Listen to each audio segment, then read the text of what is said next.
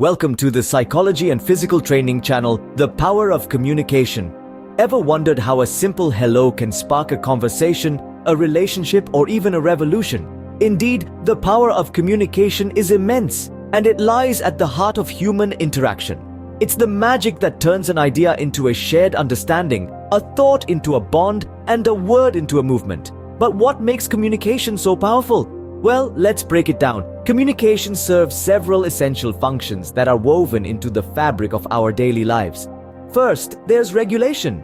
Communication helps us navigate the social world, guiding our interactions and behaviors. It's like the traffic signals of our social intersections, dictating when to stop, go, or proceed with caution. Then comes social interaction. Communication is the lifeblood of our relationships. It allows us to connect with others, share experiences, and build bonds. It's the invisible thread that ties us together, fostering a sense of belonging and community. Motivation is another crucial function. Through communication, we inspire and influence others. A leader's rousing speech, a coach's pep talk, or a friend's encouraging words can fuel our ambition and spur us to action.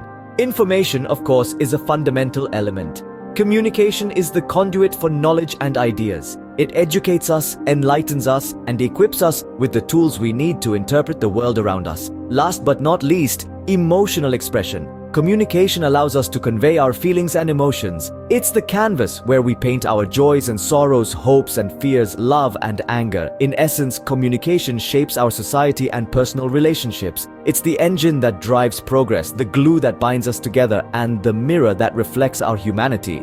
It's not just about words, it's about understanding, connection, and transformation. So the next time you say hello, remember the power it holds. Remember that you're not just greeting someone, you're opening a door to a world of possibilities, because that's the power of communication. The process of communication. Communication is not just about talking, it's a process. But what does this process involve?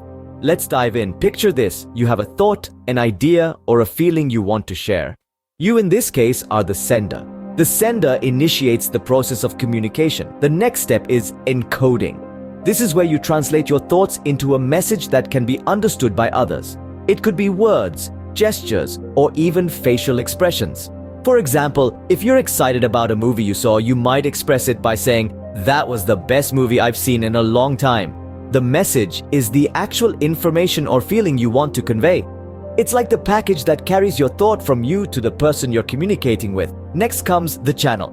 This is the medium through which the message is sent. It could be spoken words, a written text, a phone call, or even a tweet. Now let's talk about the receiver. The receiver is the person or group you're communicating with. They're the ones who will interpret your message. But before they can understand your message, they need to decode it. Decoding is the process of interpreting the sender's message. The receiver's understanding might not always match your original thought. This is where things can get tricky. Finally, we have feedback. This is the response from the receiver that lets the sender know if the message was understood correctly. If the receiver got your excitement about the movie, they might reply, "Wow, it sounds like you really loved it." So there you have it. Sender, encoding, message, channel, receiver, decoding, and feedback. These 7 steps form the process of communication. It might sound complex, but it's happening every time we communicate, often without us even realizing it. Understanding this process can help us communicate more effectively. And that's what we aim for, isn't it? To make our thoughts and feelings understood and to understand others in return. Different directions of communication. Communication isn't a one-way street. It has multiple directions. Just like traffic flowing on a busy intersection, communication too moves in various directions: upward, downward, and horizontal. Now let's delve into these directions a bit. Upward communication is when information or feedback moves from the lower levels of a hierarchy to the higher ones. Think of it as employees voicing their concerns to their managers. Conversely, downward communication flows from the top to the bottom, like a CEO announcing company-wide changes. And then there's horizontal communication. This is when information is exchanged between individuals or departments on the same level. Picture colleagues brainstorming in a meeting. Each of these directions influences the flow of information in different contexts, from workplaces to families and even social gatherings. Understanding these directions allows us to better comprehend the dynamics of conversations and interactions. Knowing the direction of communication can help us navigate any conversation. Interpersonal versus organizational communication. Not all communication is the same. There's a difference between talking to your best friend and addressing your colleagues at work. It's important to understand that communication can be broadly divided into two categories: interpersonal and organizational. Let's dive into it. First, let's talk about interpersonal communication. This involves direct, face-to-face communication between two individuals. Picture having a heart-to-heart with your best friend over a cup of coffee. It's personal, intimate, and involves sharing of emotions and thoughts. It's often informal and the rules are not so rigid.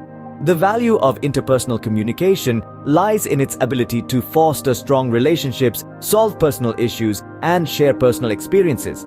On the other hand, we have organizational communication. This is a little more complex. It involves the exchange of information, ideas, and feedback within a group or an organization. Imagine brainstorming ideas at a team meeting or presenting a report to your boss. It's more formal, structured, and often involves a set of guidelines or protocols. The importance of organizational communication cannot be overstated. It helps to facilitate cooperation, promotes sharing of knowledge, and plays a crucial role in decision-making processes. Now let's look at some examples. When you're texting your friend about the latest episode of your favorite series, that's interpersonal communication. But when you're drafting an email to your team about an upcoming project deadline, that's organizational communication. While both types of communication are essential, they serve different purposes. Interpersonal communication is about building personal connections and understanding others on a deeper level. Organizational communication, meanwhile, is about achieving common goals and ensuring smooth functioning within a group or organization. So, the next time you're communicating, take a moment to think about the context. Are you having an informal chat with a friend, or are you discussing a project with your team? The way you communicate will vary depending on the situation. Whether it's a casual chat or a formal meeting, each type of communication has its own rules. The digital age of communication. In this digital age, communication isn't just face-to-face anymore. It's morphed into an intricate web of digital interactions, thanks to the rise of computer-aided communication. Picture this: we're all interconnected in an intricate network, exchanging ideas, stories, and emotions, not through physical letters or phone calls, but through emails, social media, and instant messaging. With the convenience of digital communication, we've seen a revolution in how we interact. It's faster, more efficient, and opens up a world of opportunities. We can connect with people from all corners of the globe, fostering a sense of unity and shared experiences. But it's not all rosy. The digital age has its drawbacks. Misunderstandings can arise from the lack of nonverbal cues. There's also the risk of misinterpretation and the emotional gap that can't be bridged by emojis or LOLs. With technology, the world is just a click away. But remember, nothing beats a good old face-to-face conversation. Barriers to effective communication. Ever found yourself misunderstood despite explaining something clearly? That's a communication barrier at work. In the realm of communication, we often encounter obstacles that can hinder our messages from being effectively conveyed. These barriers can be roughly categorized into 4 types: physical, physiological, psychological, and semantic. First, let's talk about physical barriers. These are tangible obstacles that prevent a message from reaching its intended recipient. This could be as simple as a closed door, a noisy environment, or even a poor internet connection. It's crucial to ensure that the environment is conducive to effective communication. Next, we have physiological barriers. These are biological factors that can affect communication, such as hearing impairment, speech disorders, or cognitive disabilities. In such cases, using aids like hearing devices, speech therapy, or alternative communication methods can be beneficial. Moving on, we encounter psychological barriers. Our emotions, preconceptions, and biases can distort the messages we send and receive. For instance, if you're upset, you may misinterpret a neutral message as negative. The key here is to be aware of our own emotional states and biases and not let them cloud our communication.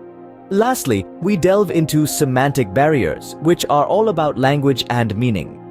Misinterpretations can occur when a word or phrase is ambiguous or when the sender and receiver don't share the same understanding of the language used.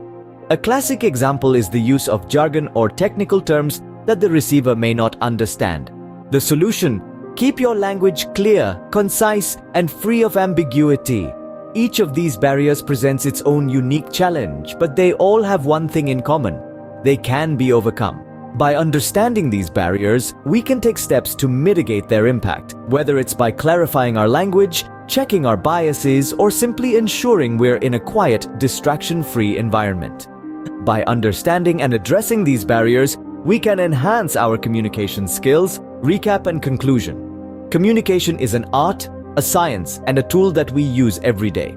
We've explored its many facets, from its essential functions and intricate process to its various directions and types, including interpersonal and organizational communication. We've also delved into the digital revolution in communication and the barriers that can hinder its effectiveness.